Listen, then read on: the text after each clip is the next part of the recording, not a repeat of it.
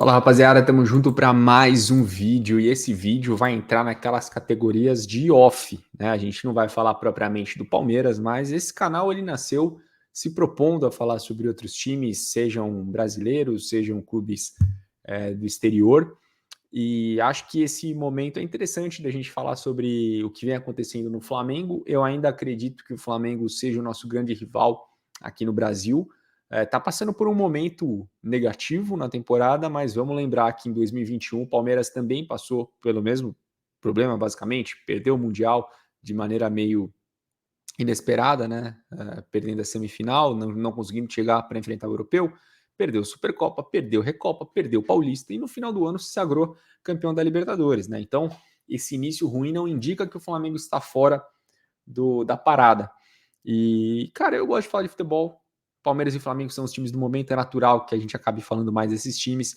E eu queria tentar propor um debate da minha ótica, do que eu, como palmeirense, enxergo, que é o grande problema do Flamengo para ter esse início ruim.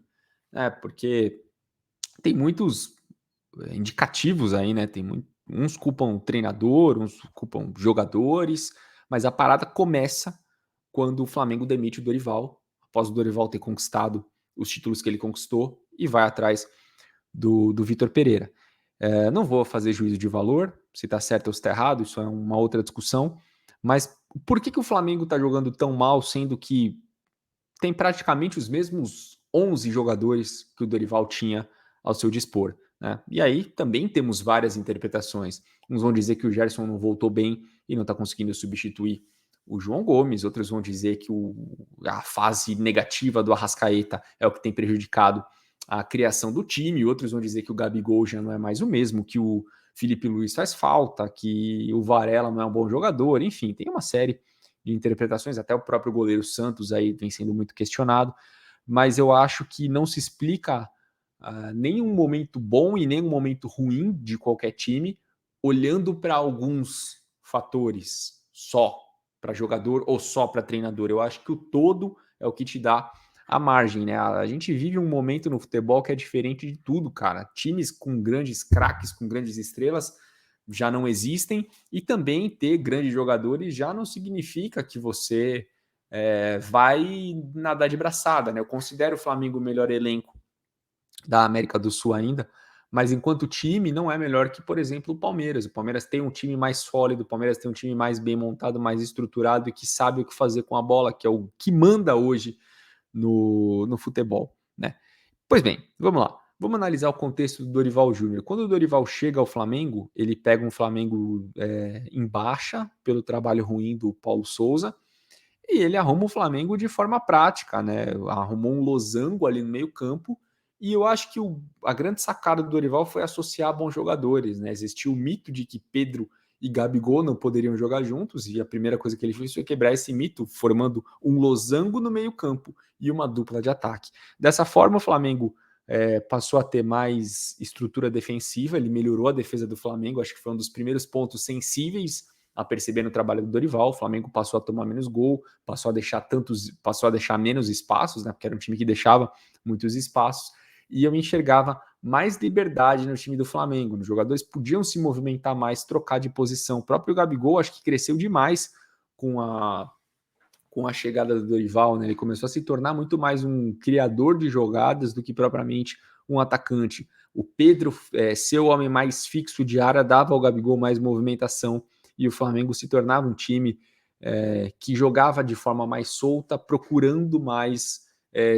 Os jogadores procuravam mais associações onde a bola estava, né? Então não era aquele time estruturado, físico, maçante, pesado. Então, se a bola está ali, os caras tinham liberdade para se movimentar e servir de apoio. Enquanto no time do Vitor Pereira, a gente sente um Flamengo que tenta afunilar mais os seus adversários. Se você olha os jogos do Flamengo, sobe bastante os jogadores, tem uma linha, né, que o Flamengo ataca com 5, 6, às vezes até 7 jogadores, se você for observar, que circundam a área do adversário, e ali atrás fica um desenho praticamente um 3-2, qualquer coisa aí, 3-2-5, 2-5-3, mas é um time que tem deixado menos jogadores na defesa, né? Davi Luiz e Fabrício Bruno, o próprio Thiago Maia é um cara que fica mais recuado e o resto do time tem muita liberdade para chegar, né, para atacar. E nas laterais, eu acho que é onde passa o grande jogo do Flamengo, né? Com dois laterais muito bons no apoio, o Flamengo consegue chegar muito à linha de fundo, por isso tem cruzado muita bola também, mas só para nisso, né? Não consegue fazer muito mais do que ficar cruzando bola na área. E isso demonstra que o time tem pouco repertório. Mas de qualquer forma, mesmo tendo essa liberdade para subir linhas, você vê um Flamengo muito mais estruturado, não é um time que é flexível, né? Não é um time que pode se libertar de forma, se movimentar de forma mais solta no campo, como acontecia com o Dorival. Né? Em alguns momentos o Flamengo do Dorival até jogava de maneira um pouco mais reativa, né? Esperando um pouco mais o adversário. Eu não vejo nenhum problema nisso, né? Desde que você atinja o seu objetivo, que é conquistar vitórias, conquistar títulos. O que tem de errado? São jeitos de jogar. Uns vão preferir uns, outros vão preferir outros, mas é inegável que o jeito do Flamengo do Dorival jogar veio dando muito mais certo, né? E aí a gente começa a ver jogadores do Corinthians também falando em podcasts, falando em entrevistas, que o Vitor Pereira era um cara inflexível, que tinha a ideia dele e não queria ouvir o elenco, impunha o jeito de jogar, e era isso. Né? Então, se você tem o seu pré-concebido um jeito de jogar e você quer empurrar isso goela abaixo do seu elenco, eu acho que aí você pode ter um problema, porque se o elenco não casar com essa sua característica, como é que você vai ajustar o time? Eu acho que, na verdade, o processo deveria ser o inverso, você montar o seu estilo de jogo a partir do time que você tá. Mas aí você precisa de repertório técnico e tático. Né? Quer dizer, se o meu time aqui não encaixa numa marcação de linha alta, se eu tenho defensores lentos, eu não posso deixar minha linha de defesa marcando na linha do meio campo, porque eu vou tomar a bola nas costas e meus zagueiros não vão pegar. Então, se eu gosto de jogar com linha alta, nesse time aqui eu não posso, cara. É simplesmente assim. É fácil desse jeito. Só que me parece justamente que o Vitor Pereira é um cara que é de confronto, é um cara que não abre mão das suas ideias, não dá liberdade para o elenco ouvir, diferente do que a gente tem no Palmeiras, por exemplo, que é uma visão muito mais horizontal da coisa. Né? O Abel é o comandante, tem abaixo dele a comissão técnica, só que os jogadores têm, eles entendem o comando do Abel, é claro, não estou dizendo que há um desrespeito, mas existe uma relação muito mais próxima de equilíbrio de jogadores participarem das decisões do treinador, participarem das estratégias e muitas vezes até chegarem no Abel, dando bronca no Abel. Pô, por que você tá dando chilique no banco de reserva? Segura, você vai ser expulso. O Gomes é um cara que tem muita voz ativa nas decisões que o Abel vai tomar, de esquema tático, de ideia de jogo, de jogador que está pronto ou não está. Então eu acho que tudo isso corrobora para que o Palmeiras tenha um ambiente muito bom e de muito entendimento. É algo que eu não vejo no Flamengo. Então, quando a gente olha aqui para o nosso campinho tático, aqui está a escalação do Flamengo atual. O Flamengo hoje, quando eu vejo o Flamengo atacar, eu vejo mais ou menos isso aqui, ó. O Thiago Maia ficando um pouco mais, o Vidal com um pouco mais de liberdade para subir, a Arrascaeta e Everton Ribeiro atuando aqui por dentro. O Gabigol é um cara que fica solto para construir, mas também para encostar no Pedro. E eu vejo isso aqui acontecer muito, que é essa subida dos dois laterais. Isso aqui acontece de maneira muito clara, né, no time do Flamengo atual, do Vitor Pereira, principalmente com Ayrton Lucas, é um cara que tem atacado muito, né, tem subido muito, tem tido muita liberdade. Então, é a briga por conseguir esse corredor aqui, principalmente a partir dos laterais, e essa aglomeração aqui no meio campo, né, que faz com que o Flamengo muitas vezes tenha uma superioridade, mas que também não tem levado a lugar algum. Né? É uma superioridade numérica, mas que o time não tem sabido aproveitar. Enquanto no esquema do Dorival eu via algo muito mais próximo do que era, por exemplo, com o Jorge Jesus. Né? Então, só vou. Imagina que esse aqui é o time do Dorival ou o time do Jorge Jesus. Mudaram algumas peças, mas ok. A gente tinha mais ou menos isso aqui, né? É isso aqui. O losango do o 4-1-3-2 do Jorge Jesus era mais ou menos isso, só que aqui a gente tinha o Bruno Henrique, né, que fazia essa função, muitas vezes como um segundo atacante ao lado do Gabigol, Everton Ribeiro, Arrascaeta e o próprio Gerson, o Arão é quem dava mais proteção à defesa, e a gente tinha aqui os laterais. No time do Dorival já era algo mais ou menos assim, né? O Gabigol aqui tinha liberdade para movimentar, era um losango mesmo, né? Não era o 4-1-3-2, era mais um 4-1-2-1-2 no esquema do Dorival, mas você concorda comigo que era muito mais próximo do esquema do Jorge Jesus. do que esse do Vitor Pereira hoje, né?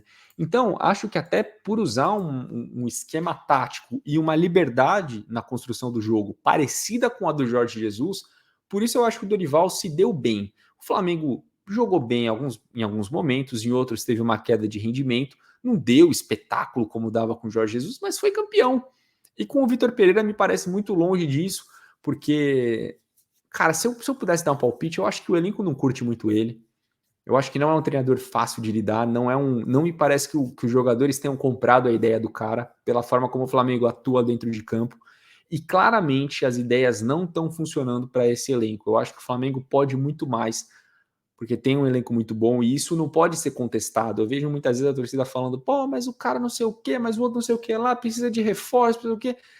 Cara, um conselho, né, uma ótica de quem tá de fora, e tô fazendo esse vídeo com o maior respeito do mundo, eu acho o elenco do Flamengo muito bom. Eu acho que a resposta não tá em buscar reforços.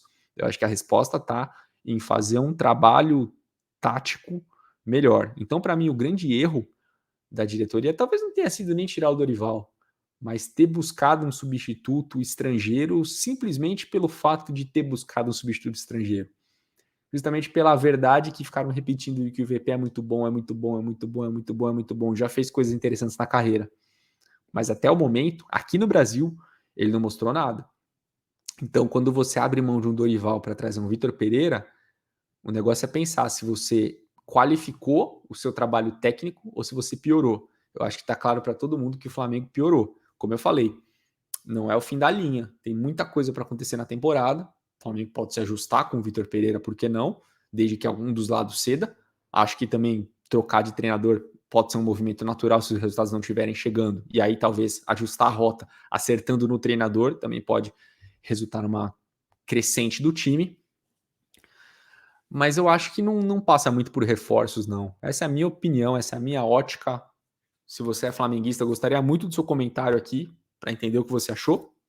Compartilha com seus amigos aí.